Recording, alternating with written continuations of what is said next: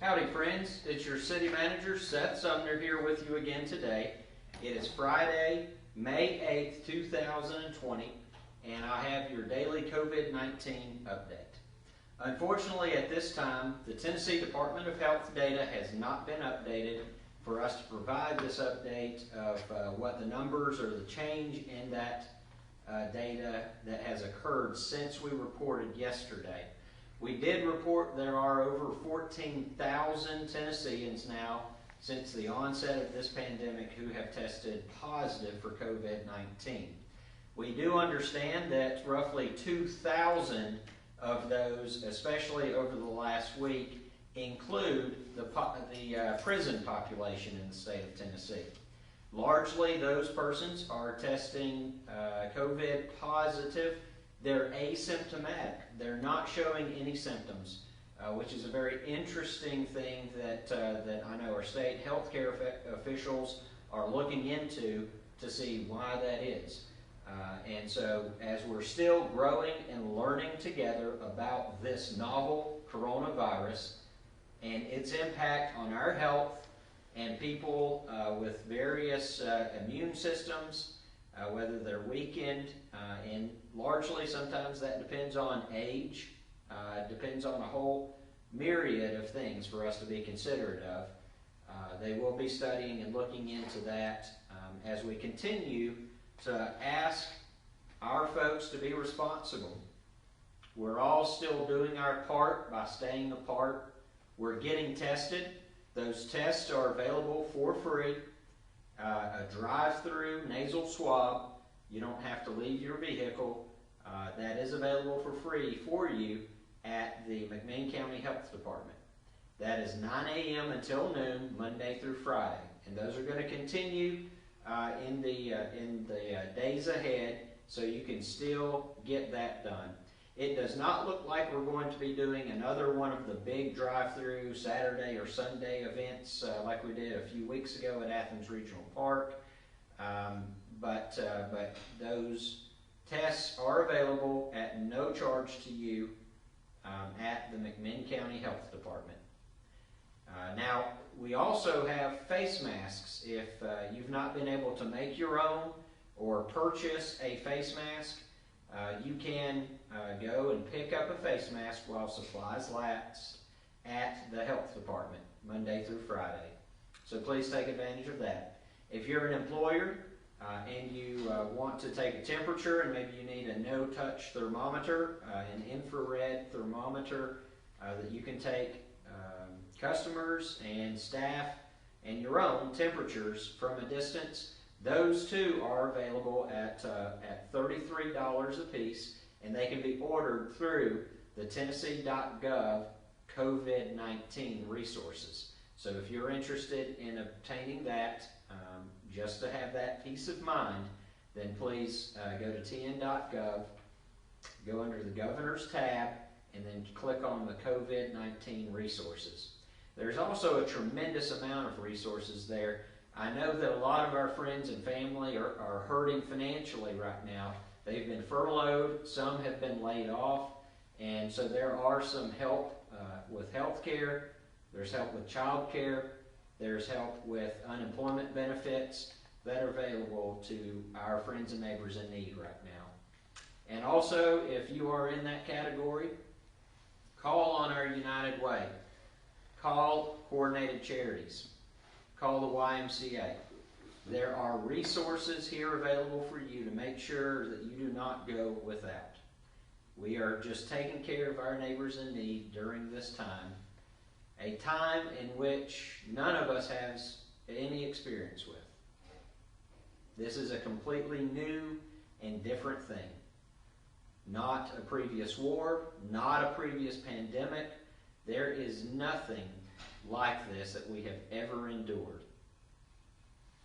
Not the entire human race. And something that is in our favor today that our ancestors didn't have as they faced the Spanish flu and various plagues and pandemics and diseases and viruses is data. Data and technology that allows us to study this quickly understand how it's spreading, where it's spreading, who is adversely affected during this time. We also were able to study with the use of, not study, but rather with the use of technology, we're able to communicate with each other. We're able to be together while we are apart. We're able to see the face of our grandmother. We're able to see our grandchildren. We're able to see that friend that we haven't talked to in a few weeks. We can see their face and communicate with them. And that's a blessing for all of us right now, because there are folks not only with financial need right now, but with emotional need. And so, following up on what our guest yesterday, Jordan Curtis, said, his request of everyone is to pick one friend, one family member you haven't spoken to in the last 3 weeks and call them today. Let them know that you're thinking about them. Just check on them. That makes a difference in their lives, and it'll help you in your life too, and it'll help perk you up just to hear that voice that you haven't heard in so long. Please do that. Make a difference in somebody else's life today. So while we do not have the Tennessee Department of Health data, I did talk a little bit yesterday.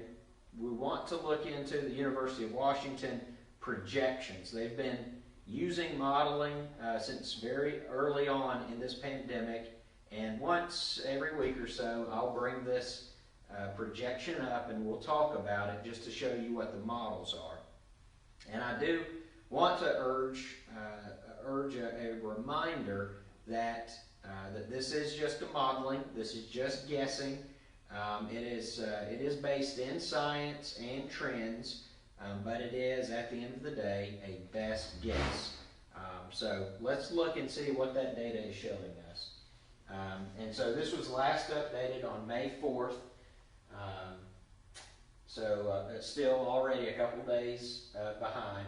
But it does show where we close our educational facilities.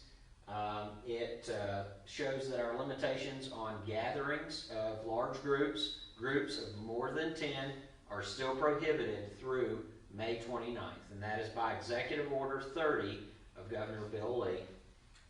Stay-at-home order was in place, but then was lifted May 29th, though this is still a best practice. Business closures happened in April, and we're now starting to see the reopening of certain sectors, certain types of businesses under guidelines from the state of Tennessee and the CDC. And so you see the dotted line as that is a phased and slow reopening. All non-essential businesses closed. Non-essential was listed specifically in one of the governor's orders. We are familiar with what those businesses are if you've been watching the update. And so non-essential businesses beginning this month are beginning to be reopened slowly. So there has not been any travel limitations placed on Tennesseans during this time. And so you'll see that that never was instituted, as other states have instituted that. On, let's see, social distancing, we can look at this chart and see how mobility has been affected during the pandemic. We can look back into April and see that we did have quite a bit of activity even during late April, but now stepping into May when these orders came into place. Let's scroll back up and get my clicker to work, folks. So we can look and see when these orders were put in place. Looking at May, here we have this downward trajectory of social distancing that's occurred here. So that means that's a good job. Folks are paying attention. Folks are doing what is right, healthy, and is a good practice by social distancing to make sure that we prevent the spread of COVID-19. But here we are I'm sorry, that was March. I kept saying May. That was March when these orders came into place. May, here we are today as we're beginning to reopen our businesses. And these, the dotted lines, of course, are projections on social distancing and its effect. Mobility hit an all-time low early May, and then we started seeing people moving again. These are University of Washington data sets, projections. Now these are things that are actually measured, and then this is the projection. So the solid line is what is actually measured, and the dotted line is the projection. And so this shows that our mobility began increasing, and we don't have the data set for now, but we can project that there has been a huge increase. And we can project that and see that this is likely true when it's going to be updated. It's going to show true because Monday there was a big difference. Right here in the Friendly City, there were cars on Decatur, Pike, Congress, all over the place like we haven't seen in weeks and weeks and weeks. So folks are out, they're moving around, they're starting to revisit businesses that have been closed for a while. They're getting their hair cut, they're getting their nails done, might be getting some tattoos, things of that nature. They can start doing that now under these guidelines, and so we are seeing that mobility increase. Infections and testing, we've done a tremendous job. You can see that, that there was a plateau here and then a small dip in the amount of people that were getting tested daily. And then this is our prison population and nursing population largely affecting this big spike in testing. Noticing if those facilities are having increases or having COVID-19 introduced to them. So nursing homes, we know for a long time, we have friends in nursing homes that haven't been able to see their family in person in several weeks. Early on, they closed down to allowing visitors to protect that vulnerable population. And still, at various types of those facilities across the state, and there are about 700 of those, with 70,000 elderly people in those facilities. COVID-19 was introduced to a number of those, and has formed clusters in those. We have one right here in McMinn County that we're all aware of, and so we do continue to lift those people up and wish them the best in their recovery, as we've also offered our services if we can help anybody in need. And so looking at our trajectory here for confirmed infections, right here has been, as far as the level of testing, has been fairly flat, and that's what we want to see. We want to see that start going down. We want to see that decline. And then our daily tests continue to increase drastically, hitting numbers some days over 10,000 Tennesseans being tested in a day. And so that's a wonderful thing, and we still continue to urge you to please go get tested at the McMinn County Health Department. Some primary care physicians do have tests and can put you in contact with those. I know that there are folks, there are companies that are working on an antibody test to show if there potentially has been a history of COVID-19. Maybe you had it and were asymptomatic and you've recovered.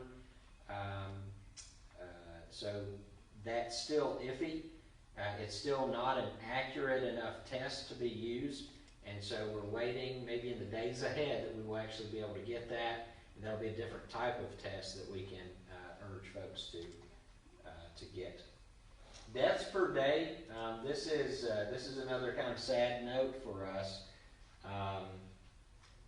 Early on, these projections were showing without any sort of social distancing, without any sort of business closures or travel limitations, without any real response from the citizens of Tennessee, and urging from our leaders, we were projecting close to 5,000 deaths in the state of Tennessee.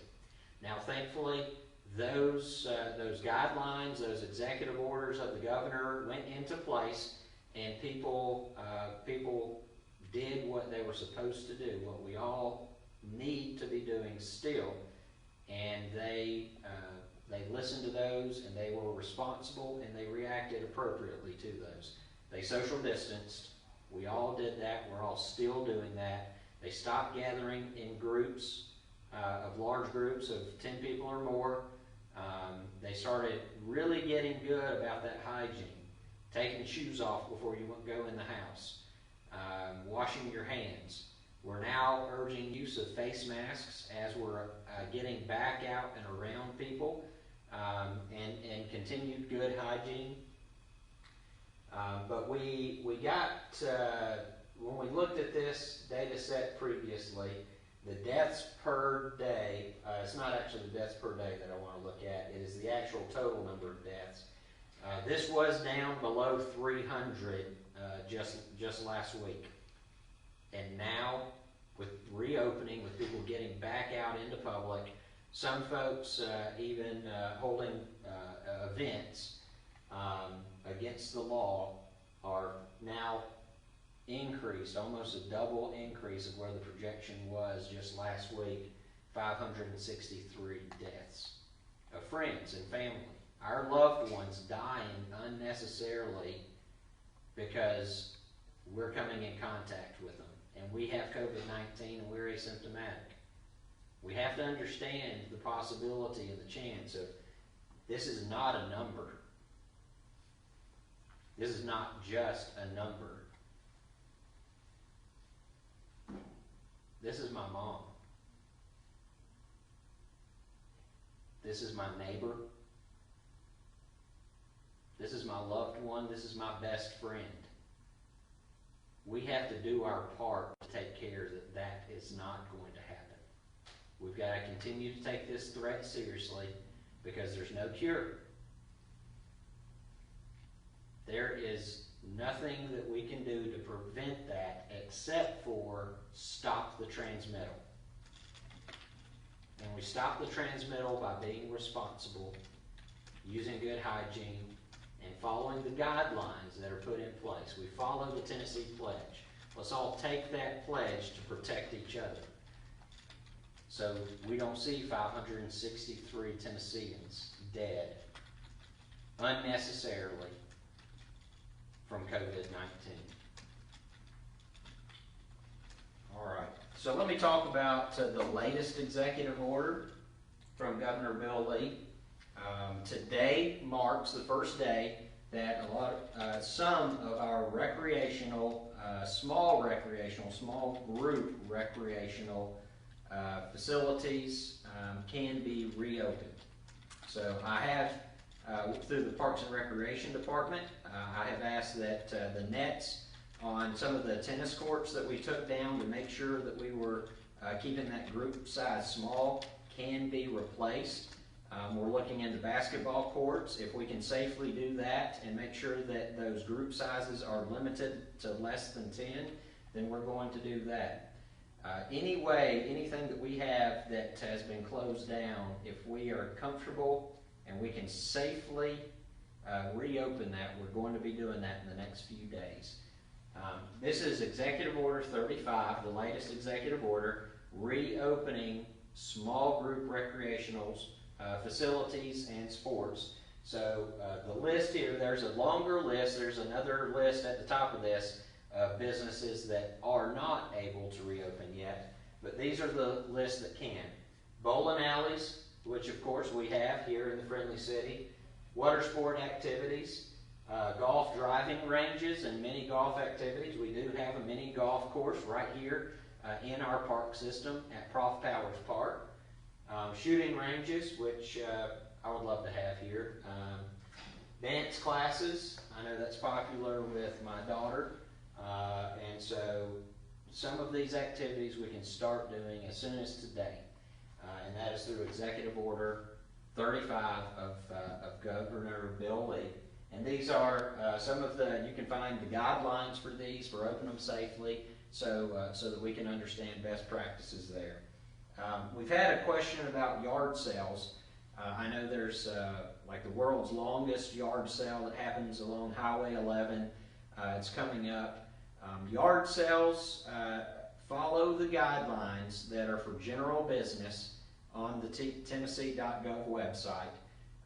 It is your private property, so it's on your private property and off of the state right-of-way, off of the state highway. It's on private property where these are happening. That's private property rights. That's up to that private property owner to follow the guidelines and to be responsible with protecting the health of the people that they're selling to.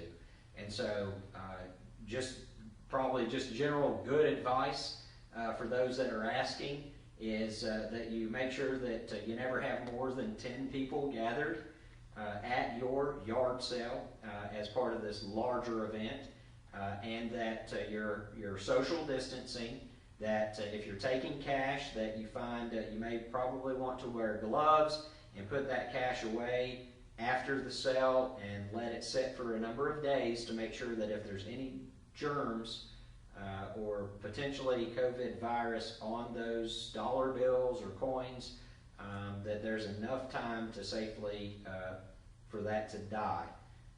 And we already know that dollar bills are one of the dirtiest things out there anyway for us to be touching. And so make sure you have hand sanitizer. Make sure folks are wearing face masks. And you as the person that's hosting, certainly protect yourself and make sure that you've got folks protecting themselves coming onto your property. But that's your property. It's your responsibility. And so hopefully that's helpful for the questions that we've received in regard to yard sales. Meat processing plants, I did not mention that, and someone reminded us, so thank you for saying that. There are guidelines for meat processing plants. That's been in the news in the last few weeks about some plants having to shut down, but there are guidelines that have been produced by the Tennessee governor through the Unified Command and the COVID-19 response at tn.gov that deals with meat processing plants as well as all of the other types of businesses we've been talking about over the last several days. And so with that, I will like to announce our guest and just kind of give us a second here to reset, and we'll pull the camera out while we do that.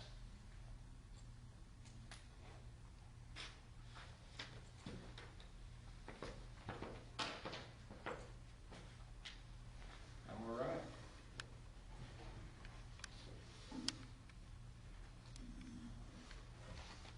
So today we have Miss Whitney Kimball Coe with us, and part of the reason that we asked Whitney to join us today is her role with the Athens Recovery Team.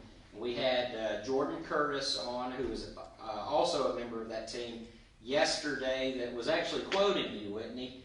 And we really liked the statement that you made on the call yesterday about let's just treat everybody else like they're our grandma. How would you treat grandma? Treat your grandmother. Yeah. I love this. And so Whitney also is here locally in the Friendly City, just with an office downtown, and you deal with a lot of national issues that impact our rural communities. So you work, your day job is with the Center for Rural Strategies, and would you mind telling our folks that are watching a little bit about Rural Strategies? Yeah.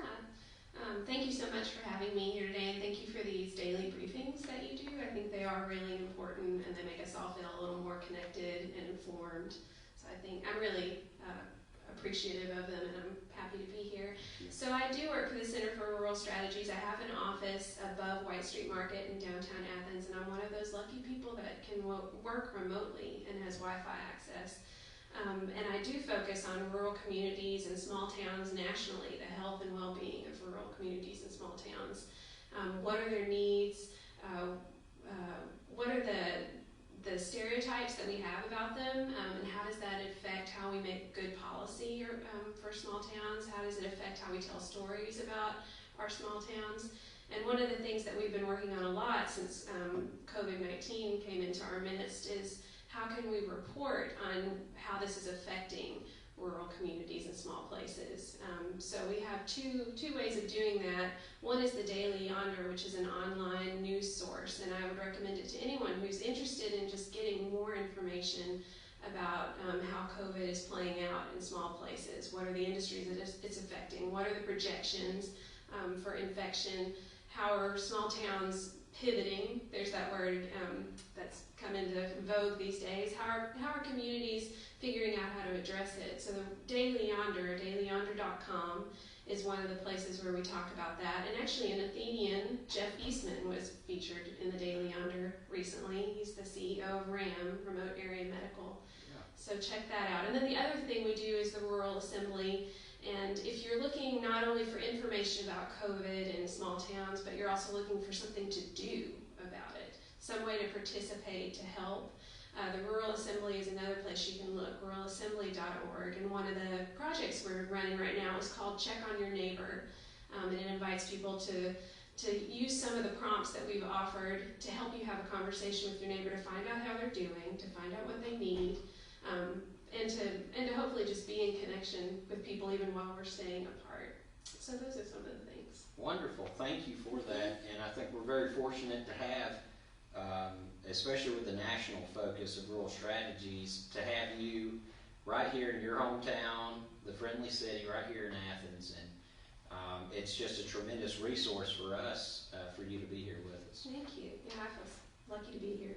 So, let's talk a little bit more about the Athens Economic Recovery Team. And there's a core group here. This was rolled out really quickly, and it is, as you used, it pivots minute to minute, and wanted to do something more than just reiterating the best practices that are being offered by state government right now. Wanted to really do what we call a friendly city approach. And so there's a smaller group that is really that core team that is being able to meet every couple of days virtually and come up with new ways that we need to be moving, new topics that we need to be discussing. And so there's some cool things that we'll be rolling out in the next few days. And would you like to talk about some of those? Sure. Yeah, I'm really pleased that we have a recovery team here in Athens. There are a number of communities that don't necessarily have those yet. And as you said, this is just an unprecedented time, and people are trying to get their bearings and figure out what folks need in order to navigate all the information that's being thrown at them, in order to make decisions about best practices. How should I be behaving out in public, or should I even go out in public? Those sorts of things. And recovery teams are, in a way, sort of a support system for community members. And so this recovery team it's a really good group of volunteers, local leaders. Jordan Curtis was here yesterday. Patty Greek's the chair. And we've been talking about, how can we make sure that folks feel like they have the information they need to be good citizens. So we've decided we're going to put together our website. There are many websites out there at this moment with a lot of good resources on them. The United Way has a wonderful one here. The YMCA, the CDC, of course, Tennessee.gov is a good place to go. But what is the friendly city approach? What can we offer people that will make them feel like we've done a really thorough job of addressing their needs here in Athens? So we're going to put together a website that aggregates a lot of those best practices, a lot of those resources like the CDC guidelines, like Tennessee Department of Health's guidelines, like the Tennessee Pledge. If you've not read that, then you'll be able to go to this website, read it, and digest it a little bit. We'll also provide information on where you can get tested and what those times are. This is sort of like an opportunity to have a one-stop shop in a way. We also want to use this platform as a way to suggest to people what are some of those best practices around helping one another and around channeling some of your, I'll speak for myself. This time it's so remarkable. I have a lot of fear and anxiety and a lot of pent-up energy around what could we be doing right now. And I think the best medicine, the best way to channel a lot of that energy is to serve others. Figure out how you can be of service in this moment, as opposed to, wallowing or worrying so much. So one of the things that this website will do is offer you some pathways to serving others. And I brought along with me six practices that you might consider right now that you can do anytime, at any moment. And they're right behind us here. The first one is to donate, of course. There are a number of organizations around Athens that are providing the resources that people need right now, from food to childcare, to utility help, to help with your utility bills. If you have a need, then there's an organization here that wants to meet it, but we have to support those organizations. So consider donating to those special places. Another one, of course, is to stay at home. Now, I know that the stay-at-home order was lifted, but this is still one of those times where, if you're able, perhaps one of the most responsible things you can do is to continue social distancing, continue to stay home, work remotely if you can. And not all of us are able to do that, but those of us who are, that's a responsible thing and a good practice for you to stay engaged with. Another one is, of course, practicing good hygiene. I saw a wonderful video the other day of Dolly Parton washing her hands, singing the chorus of Jolene. So if you sing it twice, that's the whole shebang while you wash your hands. And actually, this website, we might end up putting on a playlist or something of songs that go well with hand washing. Also, wearing a mask is still something that not only showcases that you value public health, but that you're also a good citizen and you're participating with everyone in trying to keep us all healthy. Also checking on your neighbor, of course, text, email, pick up the phone. There are many ways to stay connected, and we are humans and we're wired for that connection and communication. So do yourself a favor, reach out. Share helpful information, I think, is a really important one in this time, because it is unprecedented, because we are so bombarded with so much information. There's good information out there, there's also a lot of false information out there. And social media is where many of us get our news. So do your part, vet the source, check it against trusted sources, like the CDC, like Tennessee Department of Health. So just do your part. If you're going to share information with others, make sure that it's good information. Make sure it brings out the best in other people. Those are just some good practices. And then finally, this whole idea of being a good citizen. I think one of the other feelings a lot of us are having right now is an impatience to get things moving. And part of being part of the whole means that we have to move somewhat at the pace of the whole.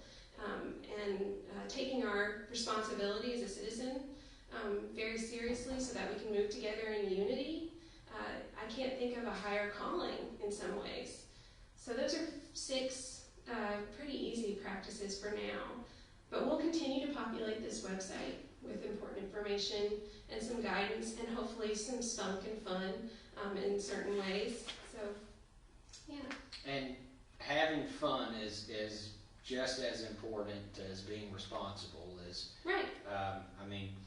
We have to have a good time while we're doing these things, because it is still life. We still have to roll on and just take care of each other. Yeah, let's make that number 7. Find ways to have fun every day if you can. It's a good practice. Even outside of the pandemic. Yeah, even outside of the pandemic. Yeah, wonderful, Whitney. Is there anything else that you would like to share with our viewers, or if maybe a special message you'd like to just get off your shoulders? I did not have that opportunity. I'm not going to make the most of it, I'm sure. But I would just say out to everyone out there, hang in there. We are all in this together. We're all suffering in different ways and worried about different things perhaps, but we all are experiencing this together.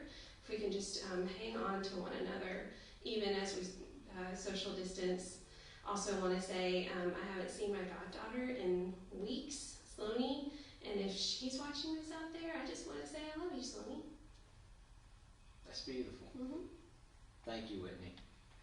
Folks, keep up.